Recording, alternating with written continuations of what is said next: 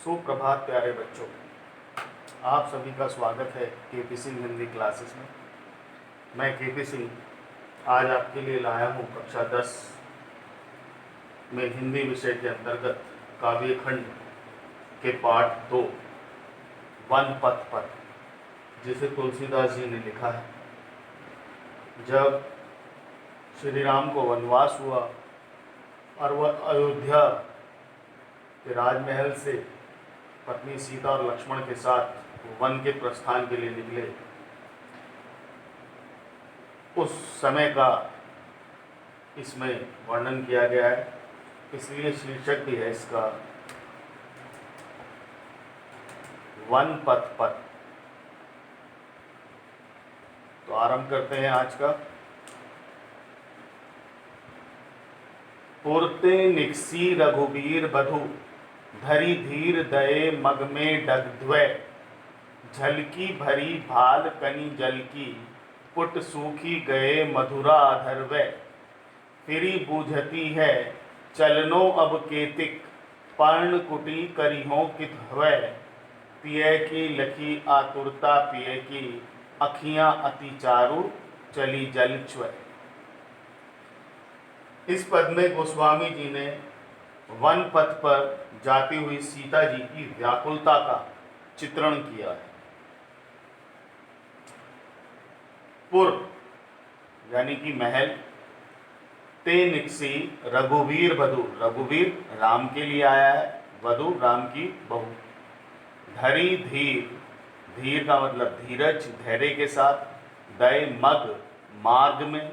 डग द्वय, डग का मतलब कदम, द्वय दो। झलकी भरी भाल कनी जल की, कनी बूंदे, जल की बूंदे। भाल माथे पर, झलकी भरी झलकने लगी।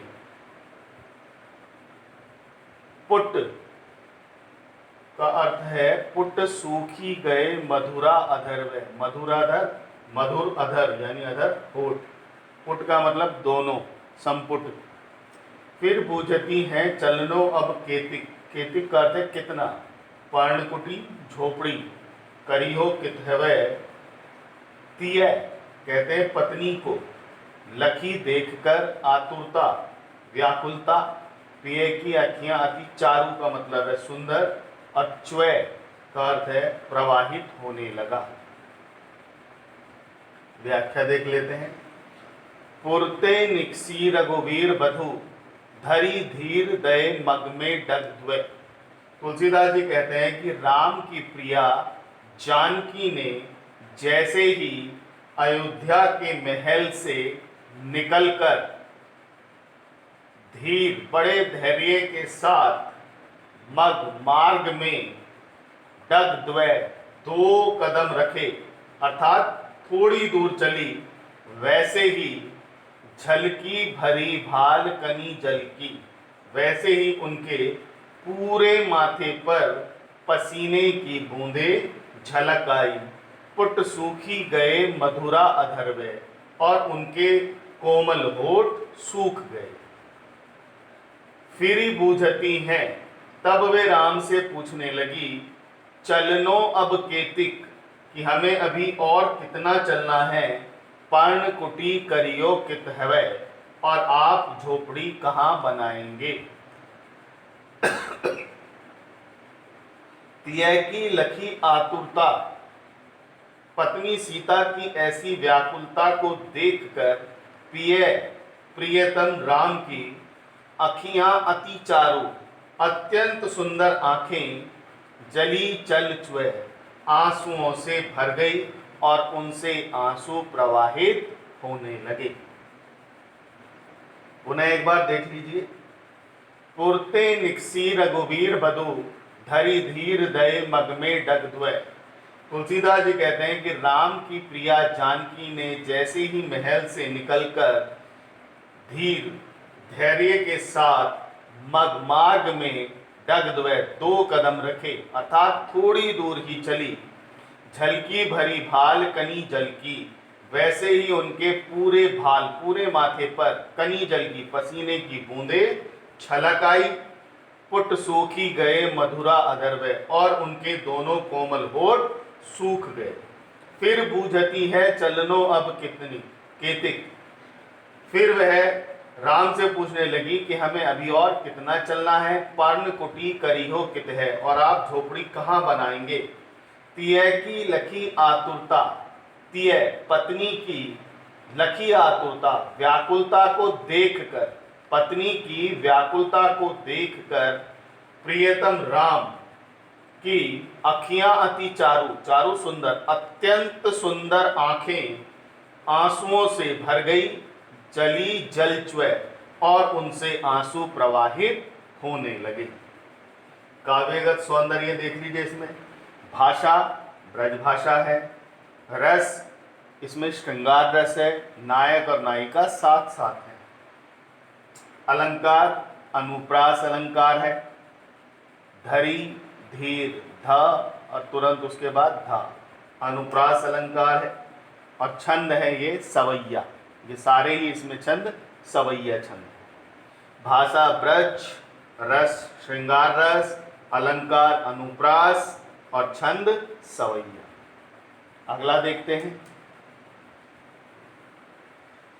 जल को गए लखन है लरिका, परिको पिय छहा घरिक हवे ठाड़े, पोछी पसेऊ बयारी करो, अरु पाए पखारी हो भुभूरी ढाड़े, तुलसी रघुवीर प्रिया श्रम जानी के, बैठी विलंब लो कंटक काड़े, जानकी नहा को नेह लखियो, पुल को तनुबारी विलोचन बाड़े।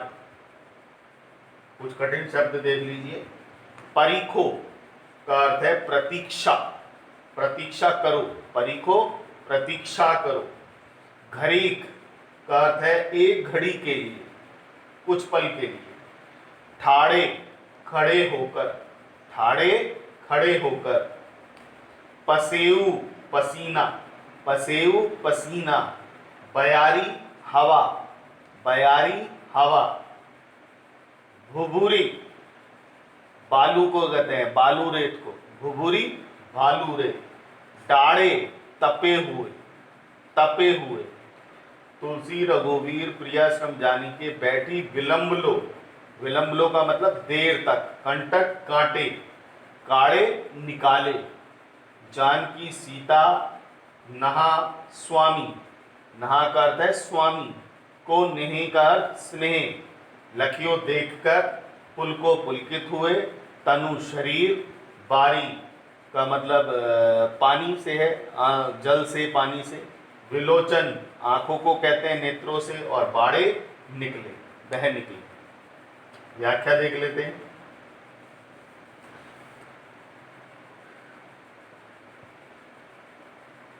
इस पद में भी सीता जी की व्याकुलता और उनके प्रति श्री राम के प्रेम का सजीव चित्रण हुआ है। जल को गए लखन है लरिका, परिखो पिय छहा घरिक हवे डाड़े। सीता जी कहती हैं कि जल को गए लखन, लखन मतलब लक्ष्मण, कि लक्ष्मण जल लेने के लिए गए हुए हैं। सीता जी श्री राम से कहते हैं कि लक्ष्मण जल लेने के लिए गए हुए हैं। परिखो पिय छहा घरिक हवे ठाड़े, अतः कहीं छाहा में ढाड़े खड़े होकर, घड़ी घड़ी भर के लिए, परिखो उनकी प्रतीक्षा कर ली जाए। सीता जी श्री राम से कहती हैं कि जल को गए लखन है लरिका, प्रिय, हे प्रिय, लक्ष्मण जल लेने के लिए गए हुए हैं, अतः कहीं छाहा में खड़े होकर घड़ी भर के लिए उनकी प्रतीक्षा कर ली जाए। पोछी पसेऊ बयारी करो, पोछी पसेऊ पसीना बयारी हवा, तब तक मैं आपका पोछी पसेऊ पसीना पोंछकर, तब तक मैं आपका पसेऊ पसीना पोछी पोंछकर, पसीना पोंछकर बयारी करो, पंखे से हवा किए देती हूँ। अरु और पाए पखारी हो भुभुरी डाड़े, और भुभुरी बालू से डाड़े तपे हुए पाँव को पखारी हो धो देती हूँ। तब तक मैं आपका पसीना पोंछकर पंखे से हवा के देती हूँ और बालू से तपे हुए पाँव को धो देती हूँ। तुलसी रघुवीर प्रिया श्रम जानी के, बैठी विलंब लो कंटक काढ़े।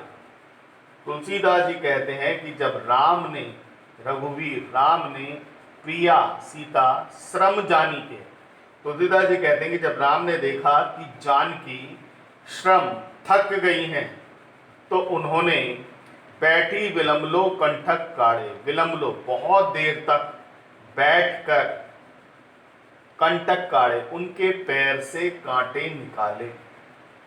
जानकी नहा को नेह लखियो, जानकी ने अपने स्वामी के इतने प्रेम को देखा तो उनका तनु शरीर पुलकित हो उठा। बारी बिलोचन बाड़े, और उनके बिलोचन नेत्रों से या आंखों से बारी आंसू बाड़े बहने लगे या आंसू छलछला गए या निकल आए। उन्हें देख लीजिए। जल को गए लखन है लरिका, परीखो पिए छहा घरिक हवे ठाड़े। सीता जी श्री राम से कहती हैं कि लक्ष्मण जल लेने के लिए गए हुए हैं, अतः कहीं छाहा में खड़े होकर घड़ी भर के लिए उनकी प्रतीक्षा कर ली जाए। तब तक मैं आपका पसीना पोंछकर पंखे से हवा के देती हूँ और बालू से तपे हुए आपके पाँव को धो देती हूँ। तुलसी रघुवीर प्रिया श्रम जानी के, बैठी विलंब लो कंटक काढ़े। तुलसीदास जी कहते हैं कि जब राम ने देखा कि सीता थक गई हैं, तो बहुत विलंब लो बहुत देर तक बैठकर कंटक काढ़े, उनके पाँव से कांटे निकाले। जानकी नहा को ने लखियो, और जानकी ने अपने स्वामी के इतने प्रेम को देखा तो तनु उनका शरीर पुलकित हो उठा और उनकी आंखों से आंसू बह निकले। काव्य सौंदर्य में भाषा ब्रज है, रस इसमें भी श्रृंगार रस है क्योंकि नायक और नायिका साथ हैं। अलंकार इसमें भी अनुप्रास है और छंद सवैया है। पोछी पसेऊ, पा के बाद पा, इसलिए अनुप्रास अलंकार। अगला देखते हैं। रानी मैं जानी अजानी महा, पबी पाहन हूँ ते कठोर हियो है। राजहूँ काज अकाज न जानियो, कहियो तिय को जिन कान कियो है। ऐसी मनोहर मूर्ति ये, बिछुरे कैसे प्रीतम लोग जियो हैं। आँखिन में सखी राखीबे जो, इन्हें किमी के बनवास दियो। यहाँ ग्रामीण स्त्रियों के माध्यम से राजा दशरथ और कैकेयी की निष्ठुरता का वर्णन किया गया है। इस पद में ग्रामीण स्त्रियों के माध्यम से राजा दशरथ और कैकेयी की निष्ठुरता का वर्णन किया गया है। अजानी अज्ञानी को कहते हैं। पबी वज्र, काज अकाज का मतलब है उचित और अनुचित। कान कियो है का अर्थ है कहना मान लिया है, कान कियो है कहना मान लिया है। जोग, जोग का मतलब है योग्य और किमी का अर्थ है क्यों। व्याख्या देखते हैं। रानी मैं जानी अजानी महा, गांव की एक महिला गांव की एक महिला कहती है कि रानी मैं जानी, मैंने समझ लिया है कि रानी कैकेयी अजानी महा बड़ी अज्ञानी है।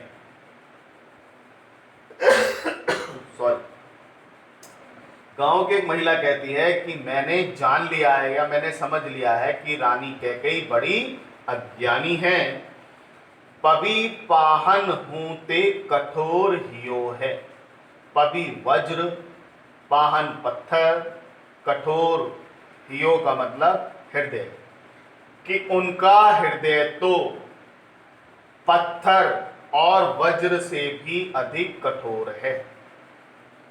गांव की एक महिला कहती है कि मैंने समझ लिया है कि रानी कैकेयी महा या बड़ी अज्ञानी है, उनका हृदय तो पत्थर और वज्र से भी अधिक कठोर है। राजाऊ काज अकाज न जानियो, कहियो तिय को जिन कान कियो है। राजाऊ राजा दशरथ, उधर राजा दशरथ ने भी काज अकाज ना जानियो, उचित और अनुचित का विचार नहीं किया, उचित और अनुचित को नहीं जाना। उधर राजा दशरथ ने भी उचित और अनुचित को नहीं जाना। और कहियो तिय पत्नी को जिन कान कियो कहना मान लिया, और केवल पत्नी का या स्त्री के कहने पर ही इन्हें वन भेज दिया है। ऐसी मनोहर मूर्ति ये तो इतनी मनोहर मूर्तियां हैं या लुभावनी मूर्तियां हैं कि बिछुरे कैसे प्रीतम लोग जियो हैं, कि इनके बिछुरे बिछड़ने पर इनके प्रीतम लोग जियो, प्रीतम मतलब प्यार करने वाले, इनके बिछड़ने पर इनके परिवार के लोग किस प्रकार जीवित रहे होंगे। आखिन में सखी, हे सखी आखिन में सखी राखीबे जो, ये तो आंखों में रखने योग्य हैं, अर्थात सदैव दर्शनीय हैं, इन्हें किमी के वनवास दियो है। फिर इन्हें वनवास क्यों दे दिया गया। उन्हें देख लीजिए। रानी में अजानी अजानी महा, पबी पाहन होते कठोर ही हुए। गांव की एक महिला कहती है कि मैंने समझ लिया है कि रानी कैकेयी बड़ी अज्ञानी है, उनका हृदय तो पत्थर और वज्र से भी अधिक कठोर है। राजहू काज अकाज न जानियो, उधर राजा दशरथ ने भी उचित और अनुचित को नहीं जाना। कहियो तिय को जिन कान कियो है, और केवल अपनी पत्नी के का कहना मानकर ही इन्हें वन भेज दिया है। ऐसी मनोहर मूर्ति ये तो इतनी लुभावनी मूर्तियां हैं कि बिछुरे कैसे प्रीतम लोग जिए, कि इनके बिछड़ने पर इनके परिवार के लोग किस प्रकार जीवित रहे होंगे। आखिन में सखी राखीबे जो, हे सखी ये तो आंखों में रखने योग्य है, अर्थात सदैव दर्शनीय है, इन्हें किमी के वनवास दियो है। फिर इन्हें क्यों वनवास दे दिया गया है। काव्य सौंदर्य देख लीजिए। भाषा ब्रज भाषा है, रस इसमें श्रृंगार रस भी है और करुण रस भी है, दुख की बात भी है। श्रृंगार रस और करुण रस, अलंकार इसमें भी अनुप्रास है और सवैया छंद है।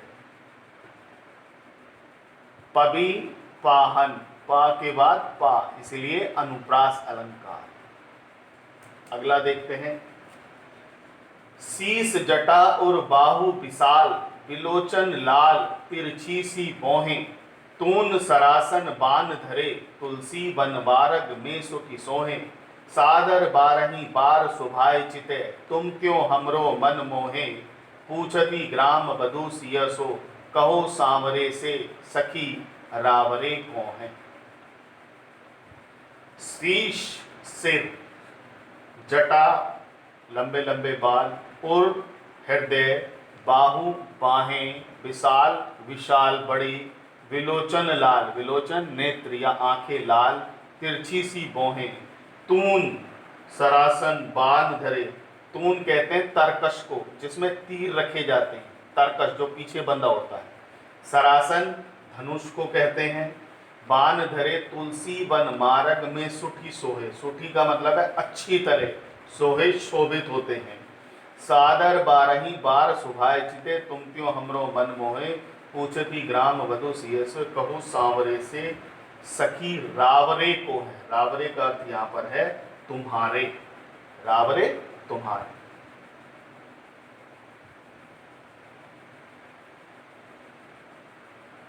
इस पद में मार्ग में ग्रामीण, जब सीता और राम लक्ष्मण मार्ग से जा रहे हैं वन के लिए, तो गांव की जो वधुएं हैं, स्त्रियां हैं, सीता जी से राम के बारे में पूछती हैं और उनसे मजाक भी करती हैं, परिहास भी करते हैं। यही सब इस पद में बताया गया है, इसी का चित्रण है। व्याख्या देखते हैं। शीस जटा उर बाहु विशाल विलोचन लाल तिरछी सी बोहें। ग्रामीण वधुएं सीता जी से पूछती हैं शीस जटा कि जिनके सिर पर जटाएं हैं, उर बाहु विशाल जिनकी भुजाएं विशाल हैं, जिनकी भुजाएं और वक्षस्थल विशाल है, विलोचन लाल जिनके नेत्र लाल हैं, तिरछी सी बोहें जिनकी बोहें तिरछी हैं, तून सरासन बाण धरे जिन्होंने तरकश धनुष और बाण संभाल रखे हैं, धरे धारण कर रखे हैं। तुलसी वनमार्ग में सुटी सोहे, और जो वन के रास्ते में, वनमार्ग वन के रास्ते में सुटी अच्छी तरह सोहे सुशोभित हो रहे हैं, तथा सादर 12 बार शोभाए चिते, और जो सादर 12 बार बार सादर आदर के साथ, बार बार आदर और शोभाए चिते चाव के साथ तुम्हारी ओर देखते हुए हमरो मन मोहित, हमारे मन को मोहित कर रहे हैं। पूछती ग्राम वधू सियसो कि हे सखी बताओ तो सही, कहो सांवरे से, वे सांवले से सखी रावरे को हैं, तुम्हारे कौन लगते हैं। पुनः देख लीजिए। पूछती ग्राम वधू सियसो, ग्रामीण वधुएं सीता जी से पूछती हैं कि शीस जटा जिनके सिर पर जटाएं हैं, और बाहु विशाल जिनकी भुजाएं और वक्षस्थल विशाल है, विलोचन लाल जिनके नेत्र लाल हैं, तिरछी सी बोहें और जिनकी बोहें तिरछी हैं, तून सरासन बाण धरे जो तरकश धनुष और बाण को धारण किए हुए हैं, तुलसी वन मार्ग में सुटी सोए, और जो वन के मार्ग में चलते हुए अच्छी तरह से सुशोभित हो रहे हैं। सादर 12 बार शोभाए चिते, तुम त्यों हमरो मन मोहे, और जो बार बार आदर के साथ, आदर और चाव के साथ तुम्हारी ओर देखते हुए हमरो मन मोहे, हमारे मन को मोहित कर रहे हैं। कहो सांवरे से सखी रावरे को हैं, कि हे सखी बताओ तो सही, वे सांवले से तुम्हारे कौन लगते हैं। काव्यगत सौंदर्य देख लीजिए, इसमें भाषा ब्रज है, रस श्रृंगार है, अलंकार अनुप्रास है, और सवैया छंद सवैया है। बाहु विशाल, बा के बाद बा, विशाल विलोचन, बा के बाद बा, इसीलिए अनुप्रास अलंकार। अगला देखिए।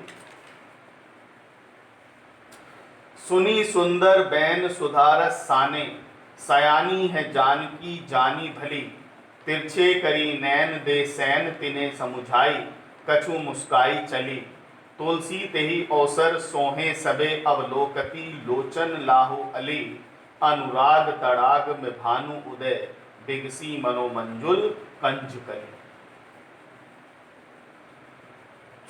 सुनी सुंदर बैन, बैन का अर्थ है यहाँ पर वचन। सुनी सुंदर बैन, बैन वचन। सुधारस साने, साने का अर्थ है सिक्त, सना हुआ। सयानी चतुर है जानकी जानी भली, तिरछे करी नैन दे सैन, सैन का अर्थ है संकेत, तिने समुझाई कछु मुस्काई चली, तुलसी पे ही अवसर, अवसर का अर्थ है अवसर, सोहे सबे अवलोकती, लोचन का मतलब आंख, लाहू का मतलब है लाभ, अली सखी को कहते हैं, अनुराग प्रेम, तड़ाग तालाब को कहते हैं, में भानु सूर्य को, उदय बिगसी, बिगसी का मतलब विकसित हुई, मनो मंजुल कंज कली, मंजुल का सुंदर। ग्रामीण बालाओं ने सीता जी से उनके पति के विषय में जब जानकारी चाही, इस पर सीता जी ने उन्हें संकेत में ही सब कुछ बता दिया। इसी का चित्रण इस पद में किया गया है। व्याख्या देखते हैं। तुलसीदास जी कहते हैं कि सुनी सुंदर बैन सुधारस साने, सयानी है जानकी जानी भली, कि गांव की स्त्रियों की सुधारस साने, सुधा अमृत के रस से साने सनी हुई या युक्त, या अमृतमयी, वचन का मतलब वाणी, बैन का मतलब वचन या वाणी।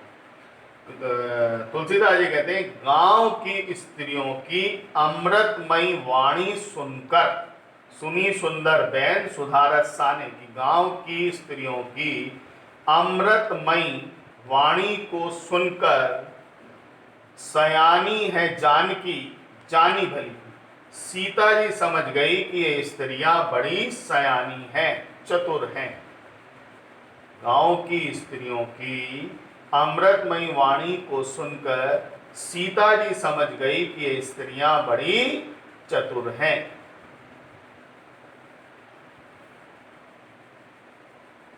तिरछे करी नैन दे सैन तिन्हें समुझाई कछु मुस्काई चली।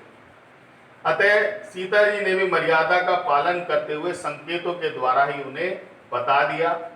तिरछे करी नैन, उन्होंने अपने नेत्र तिरछे करके, दे सैन, इशारा करके, तिन्हें समुझाई कछु, कुछ समझाकर सीता जी मुस्काई चली, मुस्कुराती हुई आगे बढ़ गई।